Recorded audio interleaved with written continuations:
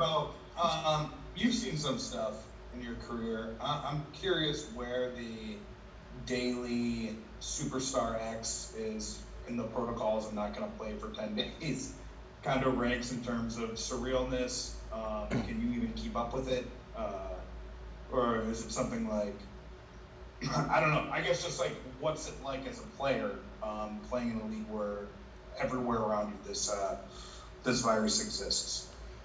Yeah, well, I mean, whether it's a superstar or anybody, I mean, it's the unpredictable, right? You just don't know. Uh, this is what we're dealing with. It's bigger than basketball. It's bigger than that. It's something that we can't control. We can try to control it. We can try to do what we do to stay safe and stay healthy, and and stick to the script as far as wearing your mask and hand sanitizer and taking care of your bodies, and you just can't predict what's going to happen. And I think that's the part that's, I don't want to say confusing, but that's the part that is just up in the air. It's the unknown. And when you have an unknown with something like this virus, what we're dealing with, you just never know what's going to happen day to day. To follow up on that really quickly, you guys have a game on Christmas, one of the most anticipated games on the schedule. What's your confidence that game's going to get played? I mean, talking about things being up in the air. Yeah, well, we play tomorrow, so it's like we don't. I mean, again, it's like you just taking it and living day to day. You just don't know what's going to happen. I mean, we could wake up tomorrow morning and they could say our game tomorrow is canceled, and you just don't. Again, we don't know what's going to happen, so we taking it day to day, and we trying to stay on top of what we need to stay on top of. But as we can see, it's affecting everybody. It's affecting a lot of different people. People who are vaccinated, people who do have boosters. So you just don't know what's going to happen, who it's going to affect, how it's going to affect somebody. The amount of time you will be out due to your health and what you're feeling, the symptoms. And then on the other hand, some people don't have no symptoms. So it's just you don't know what to do right now, and I think that's the frustrating part for everybody. Dave?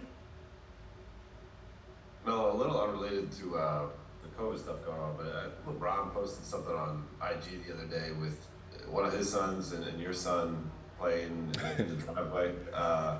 And I wonder if, obviously this is a basketball job that you perform with. That's why you're on Lakers, and we talk about the scores of the games, the wins and losses and all that. But is there anything about the lifestyle of it and the fact that you get to be in the city with a guy you've been friends with for close to 20 years, and now your guys' kids are getting to become friends themselves, that has made it so that you recognize how valuable this opportunity is, and it gives you more fuel to bring energy to working things out on the court? Yeah, I think the court, just to separate the two, the court would take care of itself. Uh, I'm not concerned about that. The court would take care of itself. That's on us as players to make that work and figure that out. So I'm not concerned about that. Uh, the lifestyle part of that, and having our kids here, having my son here, and being able to, for him to be able to have friends here and people that he can talk to, and it's not like he just he just met those guys or those kids. I mean, these are, I was there when, I was around when Bronny was first born, and when Bryce was born, and he was around when Cayenne was born. So it's like these are, it's deeper than basketball. It's bigger than basketball. So my son is still on the East Coast. He's still in New York. So when he comes out here, for him to have that comfortability with being able to go over and spend times with, with kids that he's familiar with, households that he's familiar with, people that he's familiar with, that's always a great thing. Uh, and it's about them. It's not about, in a sense, it's about us, but it's not about us anymore. And 5 years, 7 years, 10 years after we're done playing basketball, it's going to be about them. It's not going to be about us. So that's something that we're trying to instill in them. And this new generation is totally different than our generation. I think they're a little bit more advanced. They're smarter. They're wiser. They're more individualistic. You know, they like to do things on their own. They can text and call each other without us even knowing, and they setting up dates and meetings, and so these are things that I love to see, and I just love to see, you know, all the kids and the boys just come together and just be able to have some fun. Appreciate it. Alan Sliwa? Hey Carmelo, hey, just curious to get your thoughts on this. Because it's a long season, it's a long grind, only 32 games in, but I'm just curious, with 50 games left, kind of the ups and the downs, guys in the lineup, guys not in the lineup, how do you guys address what's happening today, but also keeping big picture in mind? I'm just curious, so many vets on this team, how you guys balance that, trying to win today, but also thinking big picture. Yeah, I think it's hard when you're in it, and when you're in the middle of it, and you're in the heartbeat of it. It's hard to look at anything different. But I think the luxury of having the guys that we have on this team, we understand the big picture, and we understand where we're trying to go and what we're trying to do and what we're trying to accomplish. But these are just, but we can't skip these steps. We can't skip, you know, this journey and then these experiences, because these little steps is what's going to get us to the big picture if that's our goal. So it's at times it gets challenging, because you want to do it right. You want to do everything right. You want to win games that we're supposed to win. So, you know, you start putting that pressure on yourself mentally, emotionally. You know, you start putting that on yourself. But on the flip side of that, when you really look at it and put it in perspective, we're here for the bigger goal, and we're here for the bigger picture. So this is all part of that journey that we expected. I mean, some of us expected this. Some of us knew it was going to go like this. And we just got to be ready, man. We got to be prepared, prepare ourselves. When you just said Christmas, and we still in December, and it's like, you know, I don't think people want to hear that as far as, we still got a lot of season to go, but, you know, we just finished basically a month and a half, 2 months of a season. We're dealing with COVID. We're not, we're dealing with the virus. We're dealing with injuries. We're dealing with people in and out the lineups, people coming back. Head coaches out. Like, it's just, you just don't know what's going to happen. So you got to take it day to day. But overall, you know, our goal is the big picture, and that's never going to change. Bill? Hey, Mello, just on the topic of the outbreak and the virus, has this set of circumstances led to conversations among the players, in conversations that you've had about the booster and whether guys should be getting boosted, if this might lead certain players to get boosted who might not have previously? No, I think that's more from a to each his own kind of situation. You know, that's a very individual situation. You know, people have their own take on it. People have their own, their own stand on it, their own beliefs. Whether they with it, whether they for it or against it, that's up to each individual. That's not something that, we discuss all the time amongst us as players. We have people in place to give us that information, to give us the information that we need, to give us the right information, for us to make decisions that we need to make. Whether we're going to do it or not, that's to each his own. But we just want to be right and exact with what we're getting, the information that we're getting, which is a lot of information right now coming our way as players. I'm sure as you guys, as reporters too, it's a lot of information. So we have to just kind of take it, the information, and make your own decision based off of who you are, what you believe in, and go from there. Okay, and last three questions will go Kyle and BT, and then we'll end with Davide. Hey Mel, sort of two parts here. One, you had a play yesterday where you had a seal in the paint of Landry, Shamet, and creating this lane for IT. You were very physical, kind of moving him over. I'm wondering, first part, sort of, you've always been a physical player, but when has sort of the physicality off ball, being the setup guy rather than maybe the scorer on a play, become more important for you?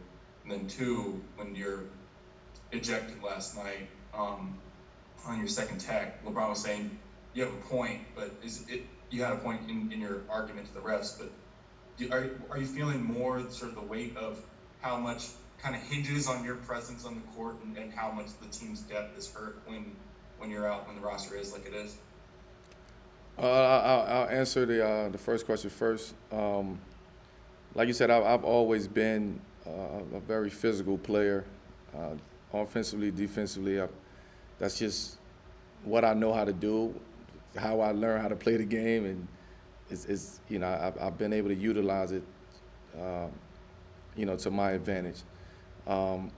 Here is different, being able to utilize that physicality in other ways of the game, other aspects, whether it's for yourself, whether it's for somebody else. I think that's part of the the adaptation for me on this team and having a different role and not being aggressive to get something for myself, but being aggressive to get something from somebody else. That's just me being able to adapt and playing a role that this team needs. As far as the ejection, it happened. I don't really know what to say to that. I know how important, I will say I know how important my presence is out there on the court. But was I trying to control it at that point? No, I wasn't trying to control it at that point. It was hard for me to control it at that point. So many things had led up to that point. So it wasn't just about that. So many things had led up to that point. But again, it's no excuses. It happened. I take it on the chin. The only thing I feel like I let my team down just being ejected. That's not something that I do, get ejected and put my team in situations like that. But it happens, man. It happens. Maybe we need that, that type of fire, that type of, somebody to spaz out or somebody hard foul, and we need that type of energy. I miss that game. I miss the game of where, you can hard foul and pick somebody up and say, okay, I took the foul, or, the dialogue between, myself and the ref. Some refs allow you to have that dialogue and some not. So you got to be cautious of that. But to put my team in that situation, that's the only thing that I would take from that. BT? What's up, Melo? What up, B? The small lineup with you and LeBron in it. What's the strength of it and what's the weakness of it? Well, the strength of it is, we can switch everything. We're active. We're active out there.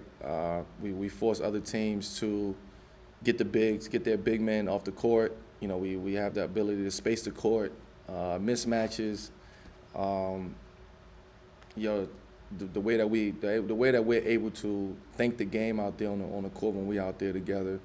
But on the flip side of that, sometimes we get caught into the action on the ball or away from the ball, and offensive rebounds for other teams, and we might be really small out there at times, with me and LeBron out there at the 4-5 with 3 other guards. So that's we put a lot of onus on the other 3 guys and other guards to come back and rebound.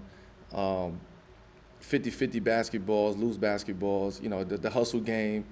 Those are things that I think teams will see, or teams see, and just like, okay, let's try to attack it from that point. Keep them in the pick and roll, keep them on the ball, so the backside is a smaller guard, having to box out and rebound on the defensive end. So those are just some of the things that I would say that's maybe a disadvantage. Last question, Davide? Hi, Melo, Davide from Italy here. Hey, Davide. The Staples Center is changing name on Christmas Day. I'm curious about your best memory of playing at Staples Center. Wow. I remember playing on Halloween. We had the orange jerseys out. I think I was in New York at that time. I think that was the first time that they